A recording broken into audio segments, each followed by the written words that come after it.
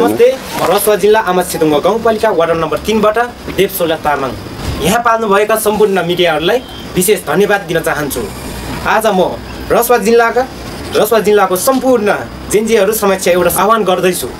हामी सबैलाई थाहा छ, एकता र सहकार्य बिना कुनै पनि सामाजिक दीर्घकालीन प्रगति गर्न सक्दैन र गरेको पनि छैन।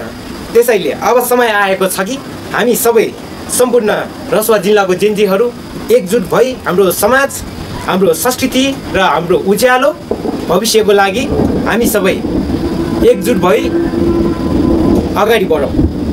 म यही सामाजिक सञ्जालहरूको माध्यमबाटै सम्पूर्ण रसुवाको जेन्जी साथीभाइ तथा दिदीबहिनीहरूलाई आह्वान गर्न चाहन्छु। अबको पालो तपाईँ हाम्रै हो। अबको समाजमा भएको विकृति, विसङ्गति र भ्रष्टाचारलाई, यस्ता तत्त्वहरूलाई जरैबाट उखालेर तिर्सिली खोलामा फाल्नुपर्छ। अन्तमा हामी सबै मिलेर एउटा फ्युचर रोडम्याप बनाउनु पर्छ। छोटो, मध्यम र दीर्घकालीन योजनासहित हाम्रो साझा यात्रालाई अघि बढाउनु पर्छ। प्रिय जेन्जी दाजुभाइ तथा दिदीबहिनीहरू, यो नेतृत्व म मात्रै लिने कुरा होइन, यो हामी सबैको जिम्मेवारी हो। यो यात्रामा सहभागी हुन आह्वान गर्दछु। साथै तपाईँ हामी एकजुट भएर मिलेर अघि बढ्यो भने देश परिवर्तन गर्न खासै समय लाग्दैन। त्यसैले हामी सबै एकजुट हुन जरुरी छ।